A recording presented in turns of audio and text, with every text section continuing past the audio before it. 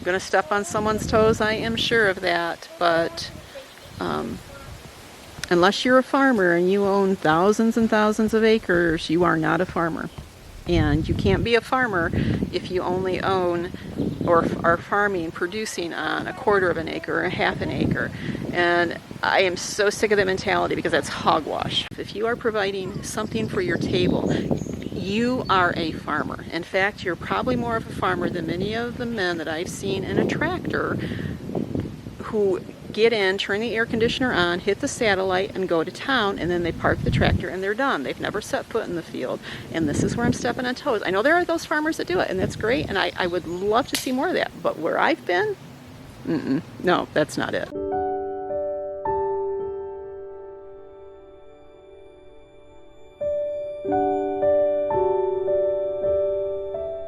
We have an exterior entrance to our basement through these doors. And what it is it's a Michigan basement, which means that it's mostly dirt. There's rocks down there, stones, or there's concrete, depending on the Michigan basement. So, and then there's crawl space exposed at that point. So it's, you know, it's great for a cellar. It's perfect. But one of the problems is we live in a high table content, and our soil is really clay here. So we have no drainage. So we have the two negatives, the high water table and the no drainage soil. So when we bought the place back in 2003, there was a sump pump, and you could tell that it had been there for a long time, that pumped the basement, because every time it rained you'd always end up with a little water down the basement. Not uncommon for a Michigan basement. You know, we're talking like everybody's so used now to the finished basements where the man caves are at and stuff. Well, this is, think farmhouse, think 125-year-old farmhouse, and there you have it. One of the problems that happened while we've been gone, even though we have been back periodically in the past 3 years, is that we lost the sump pump. We've actually replaced the sump pump 3 times in the past few years. For some reason, the type of sump pump we were using was not working. So this time we got a new sump pump, or a different style sump pump. But we had a mess in the basement. We stored stuff in the basement or in the cellar, like, you know, you store in a cellar, mainly canning jars for us. I had some paint cans and stuff, latex paint cans. I used to make candles with soy wax before we went organic and GMO free, and so I quit doing that, but I stored my scent fragrances down there and stuff, and some wax. But I mean, just odds and ends. We don't have a very big basement. The basement is probably the size of, if I had to guess, a 10 by 12. So thankfully, it's not very big. The other bummer thing that bummed me out in the basement that we lost was my pressure canner. I didn't take it with me, and I should have. I just took my water baths because I just didn't foresee a lot of canning going on until we got more settled. So, lesson learned, if you have a Michigan basement, you're going to leave it for any time. Don't leave anything of worth down there. But it got enough water in it that it took the canning jars that I had stored down there and tipped them over. Now you got to understand that up until these past 3 years, and up until some life changes, we were big time food storers. We talked about our buckets before, but with canning jars, in the basement alone, because I had canning jars in the attic and I had canning jars in the pantry, and I took canning jars with me. But I didn't take a lot with me because we weren't set up to store a lot. So we just said, well, when we're set up, we'll get the stuff from the house. But in the basement, I had over 1,000 canning jars. So that is like almost 100. Actually, we had about 1,200 canning jars, which would be about 100 cases. And we lost about 200 jars, we estimated, because they toppled over, because they were stacked high on top of each other. And then the cardboard, when they were in cardboard, the cardboard gave way to the water and just made a mess.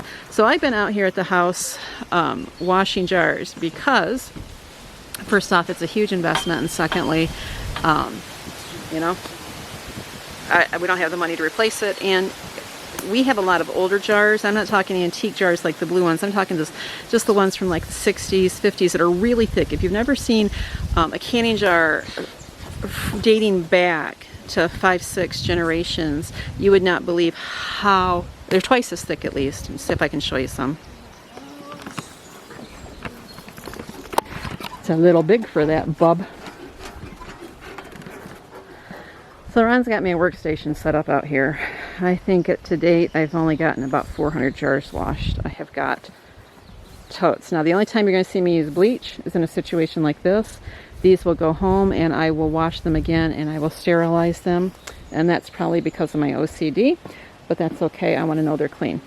A lot of regular jars here, but let's see. Some of these are really super old, like this Atlas jar, okay? And Atlas actually is not as thick as an older ball. All right, one of these older balls, they're round, and you can tell by the rim there, just the glass is a whole lot thicker and more sturdier than the new ball jars are. So I prefer to stay with the older. But I have got a long way to go. Before I can call this good. I love some of these old jars. You just don't, you can't find these. We actually saved a lot of these from a flooded basement.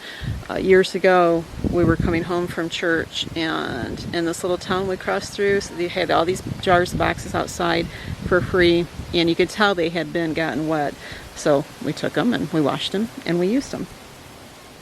So washing these jars, I'm thinking about the video that came up by a YouTube channel that the question was, does canning really save you money?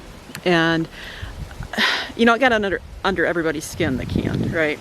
This is coming from a person whose YouTube channel is about saving money, and I've never really watched this channel. It just isn't something that interests me as far as how it's done, and not that there's not valid points there and stuff that she offers, but as a whole, it's just not something I'm going to watch.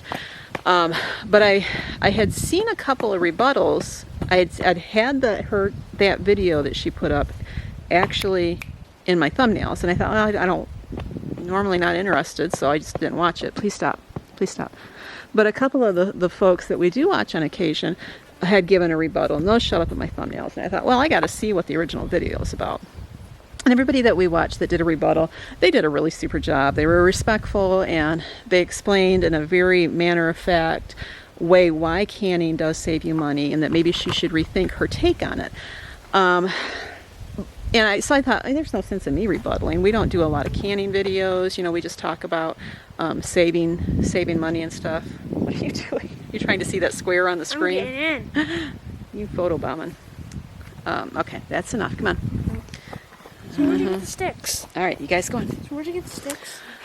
So, but as I, and I had thoughts, but like I said, a lot of people already covered it and they did such a good job. But I have got to tell you, as I'm watching these jars and I'm thinking about that video, it's really irritating me. And not just that, but because something has been going on with us that we've been discussing, and we'll let you guys in on it hopefully in the next couple weeks. But this is concerning, it's like having someone tell you that, I don't know, it's like villainizing an art that has been done for centuries. Now, canning's only been around since the 1800s, but preserving food, period, has been around forever.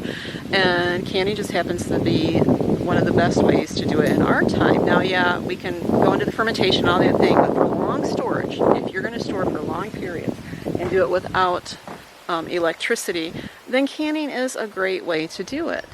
It's not the only way, but it is a great way. And the investment in your jars and stuff, and you can, like I just gave the example of how we got a lot of ours. And too, when you're younger, older people that are done canning, they'll pass that stuff down. But the canning, it's an art. And we're so sick of seeing and hearing people trying to demoralize or trying to devalue our past and our history. And the thing that has been bothering us lately is farming. I'm going to step on someone's toes, I am sure of that, but unless you're a farmer and you own thousands and thousands of acres, you are not a farmer. And you can't be a farmer if you only own or are farming, producing on a quarter of an acre or a half an acre.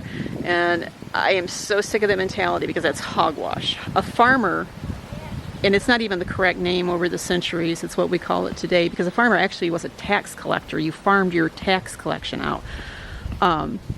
But that's what people know about it today. And when you hear homesteader, which is what we've always referred to, because, homesteading was actually more of the original farmer. But so many people in the modern world today don't understand that homesteading and farming are equivalent. And so when they hear farming, they kind of tune out, or hear homesteading, they kind of tune out. Some people look at it more like we'll use the term, which is politically incorrect, I'm sure, a redneck situation. So they don't validate it. So if you want to reach people, you need to use the terminology that will connect to them. And I think farming is one. But so now we have to say what makes a farmer. And a farmer is somebody who loves the land. I mean, a farmer is like a doctor, or like a doctor was, or a teacher was, or a nurse was. It was a calling. And now so many of these fields that we look at are filled by people who simply look at the bottom dollar. And so my thing is this: if you have a type of love and desire for God's creation, and to use that for your own betterment, for your own provision, which is how God intended it, then you are a farmer. I don't care if you live in an apartment. If you are providing substantial supplements for yourself, if you are providing something for your table, you are a farmer. In fact, you're probably more of a farmer than many of the men that I've seen in a tractor who get in, turn the air conditioner on, hit the satellite, and go to town, and then they park the tractor and they're done. They've never set foot in the field. And this is where I'm stepping on toes. I know there are those farmers that do it, and that's great, and I would love to see more of that. But where I've been, no, that's not it. I got to go back to my grandfather and my uncle, who were farmers. And that's farming, okay? And even before them, the machinery, you don't need the machinery. We're trying to do so much land at one time that we destroy the environment, and we destroy the whole process and the connection with food. And that's it right there. That's what irked me when I was doing my jars today. I was thinking about her video. When you disconnect people from the provision, from what they're doing for life-sustaining things, then you are making them weak. And that's what got to me, was that she belittled and degraded this art done by homemakers for decades to provide their family from one harvest to another. And she more or less, by saying that, by people that'll never ever look beyond that video, they're going to become more and more comfortable with going to the local market, and the local, not even the local market, but the Walmart and the big food chains. And they will never know the joy or the security of being independent and able to provide for their family in that manner. So I didn't mean to get in my soapbox. And if there's any good farmers out there watching this, please know that you were not in my rant. I'm going to put this little clip in here right now, I did yesterday, and explain some of that. Might explain a little bit more, and some of it will be repetitive of what I just said, but it will reiterate the whole point. And we could get into a big debate of GMOs and organics and all that stuff, but that's not what this is about right now. All right, for those of you that have never seen our old home and what surrounds our old home, we're down here right now. You will see by the looks of it, except for the gunshot behind me, that it's pretty peaceful. This road gets less traffic than our road up in the forest of the UP, which is a one big bummer. We are surrounded by farm fields. Now, because we are surrounded by farm fields and have been surrounded by farm fields since 2003, sometimes you'll hear us talk what would be considered negative of today's farming methods. And that's because we've had firsthand experience with it. Now, also keep in mind that my farming background, my grandfather and uncle were farmers. My grandfather was a farmer since the early 1930s. And they farmed. It was coming out of a different type of farming. World War II was approaching, and of course that's when so many of the chemicals were introduced into the farming practice. But their method of farming and what they did to have to support their love, it was a calling back then. Now today, it may be inherited, but it's not always a calling.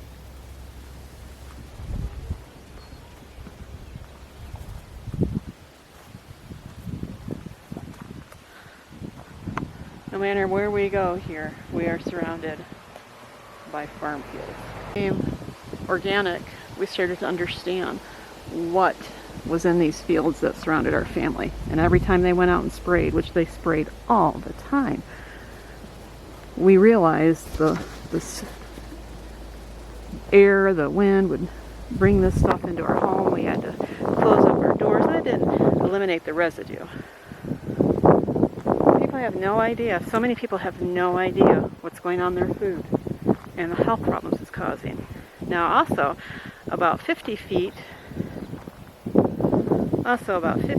down here, there is an oil pipeline that runs by the side of our house. Then about 150 feet, 200 feet down, you will find a distribution station for the electric company. About 5 years ago. And now they're talking about putting windmills in through this area. I mean, it is incredible what man is doing to God's creation. It's breathtaking, and it's so sad. I have a lot of respect for farmers who appreciate the creation as God has created it and work together with it instead of using chemicals and these big pieces of machinery and stuff, because man's changed the whole dynamics of things. Okay, so here's the deal, I guess, with my thoughts on the farmers, all right? Because everybody demands respect for the hardworking farmer, and that's true. I believe that field, get it? That field deserves a lot of respect. But here's the thing. I no more want a doctor who is not called to his profession to be in care of myself or my family, all right? I've had doctors like that, and I've had doctors that have been called. There is a huge difference. The doctors that are called, they look at the person, they look at the whole unit, and they try to heal the person from within and not cover the mask the symptoms, not just give them a pill. They are concerned about the person, not their bottom dollar, not what the insurance company is going to cover, not what their time is, because it's a calling. It's the same with a teacher, all right? First off, we went to school, but if my kids were in school, I don't want just any teacher teaching my child. If that teacher isn't have a real calling to feed the minds and feed the minds of children in a loving, nourishing way, I don't want them to have such influence in the life of my child.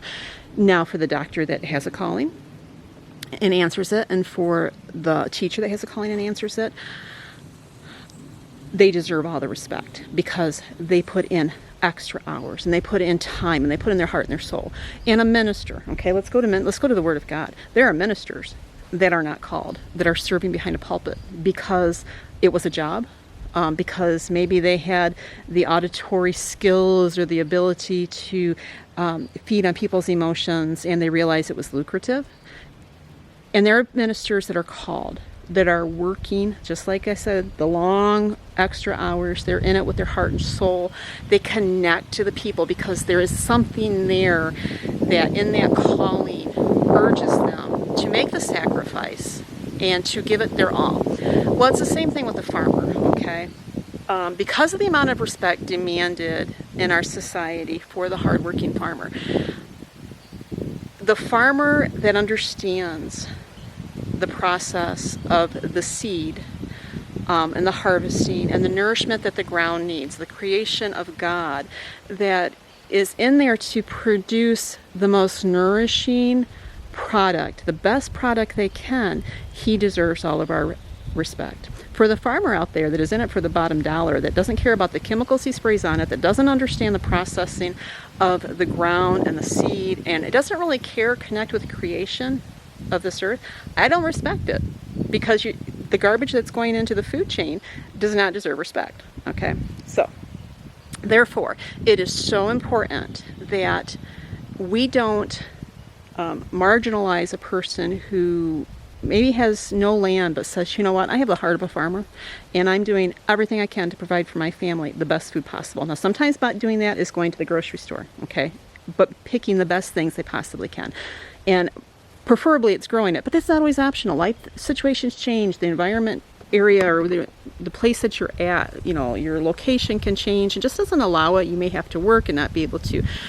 We didn't get a garden planted this year because we had to come down here. It was not on our plans. We had not planned on being down here this long. And that was a real blow to us because for the first time in 3 years, we were looking at planting a substantial garden and being able to do some preserving. And it was a blow, but you know what? It's not the only options. So my responsibility is to make sure that whatever I do, whatever I preserve for my family, however I provide that food, it's the best and most nourishing.